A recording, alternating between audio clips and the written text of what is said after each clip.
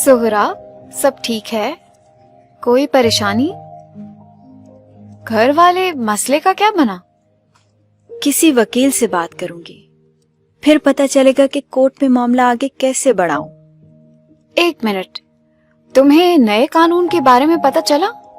Enforcement of women's property rights act 2020, यानी ख़वातीन के विरासती हुकूक की अमल दरामद का कानून। ये वो कानून है जो औरतों की जायदाद में हक हासिल करने को आसान बनाता है।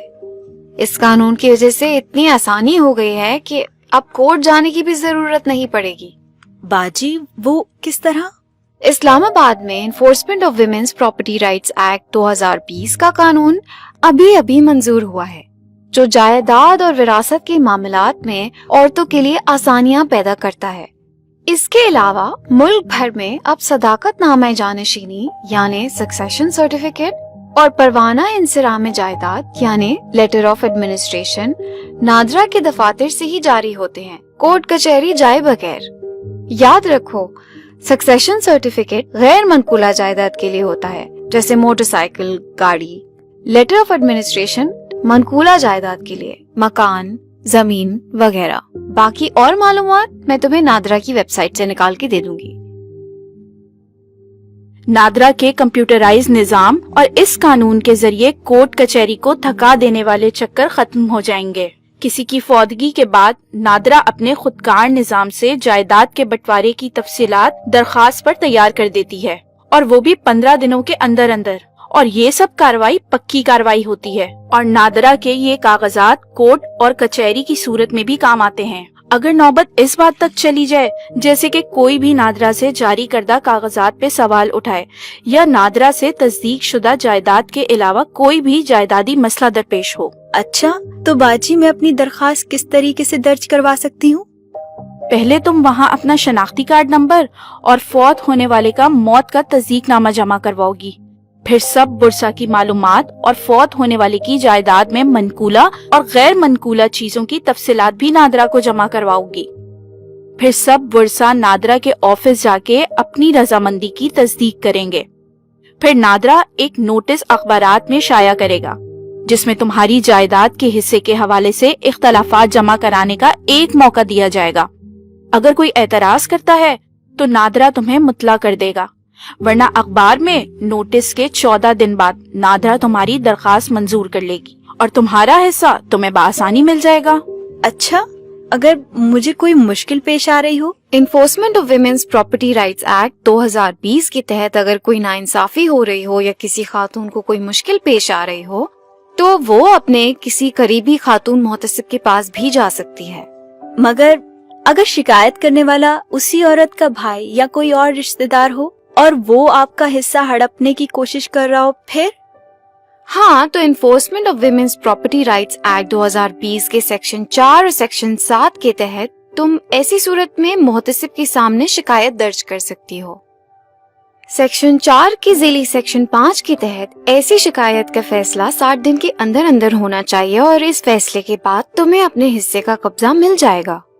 अगर मसला मोहतसिब के असर रसूख से बाहर हो तो सेक्शन 6 के तहत वो ये मामला खुद अदालत भेज देंगे। इससे एक तो तुम्हारा वक्त बचेगा, दूसरा ये कि मोहतसिब सिर्फ यही फैसला नहीं करेगी कि जायदाद का हकदार कौन है, बल्कि उसके पास ये इख्तियार भी है कि वो अपने फैसले पर जिले के कमिश्नर या एडमिनिस्ट्रेशन से अमल दरामद करवाए। अगर तहकीकात के बाद मोहतसिब को पता चलता है कि गैर कानूनी तरीके से किसी औरत की हक तलफी हुई है, तो वो उसके लिए इस्लाही इक़दामात के तहत पुलिस या मुतल्लिका इदारों को बोल सकती है कि उस औरत को उसकी जायदाद का कब्जा दिलाया जाए। तो बाजी, ऐसी तो औरत के खानदान से कोई भी शख्स या उनका वकील इस फैसले से इनकार नहीं कर देगा? नहीं, मोहतसिब का फैसला अटल और आखिरी होगा और इससे कोई भी इनकारी नहीं हो सकता, ना इसे इख्तलाफ कर सकता है। बस मोहतसिब के पास जाने से पहले इस बात को यकीनी बना लो कि तुम्हारी प्रॉपर्टी के हवाले से कोई केस पहले से ना चल रहा हो। हाँ बाजी, ऐसा ही है, कोई केस नहीं है पहले से। लेकिन अगर खुदा ना खास्ता ऐसा हो तो फिर क्या किया जाए? उस सूरत में फिर केस अदालत में जाएगा और फैसला भी वही होगा। लेकिन इस कानून की वजह से औरतों को वकील की फीस या कोर्ट कचहरी के मसलों में नहीं पड़ना होता। किसी बहुत इंतहाई सूरत हाल में जब बात बहुत ही बिगड़ जाए तो सिर्फ फिर ही कोर्ट जाने की नौबत आ सकती है, वरना नहीं। हाँ, दूसरी अहम बात, लॉस ऑफ रेंट यानी किराए का नुकसान, जो इस कानून की ही एक शिक है। तुम्हारा मुहतसिब अगर ये फैसला करे कि तुम्हें तुम्हारी जायदाद से महरूम रखा गया है और जा रहा है, तो मुजरिम को तुम्हें जायदाद के साथ उस किराए के नुकसान का जुर्माना भी देना पड़ेगा जो तुम कब्जे के अरसे में वसूल नहीं कर सकी। ये कानून एक बहुत अहम कदम है, मगर इसकी कामयाबी के लिए बहुत जरूरी है कि औरतों को इसके बारे में पता हो और वो अपना हक हासिल करने के लिए इस कानून का इस्तेमाल भी करें। मैं खुद भी इस बारे में मजीद मालूमात इकट्ठी करूंगी और दूसरों को भी इसके बारे में बताऊंगी। तुम अगर चाहो तो ये दरख्वास्त घर बैठे या इधर स्कूल से ही ऑनलाइन भी जमा करवा सकती हो, नादरा की वेबसाइट पर जाके। मैं तुम्हारी मदद कर दूंगी इसमें।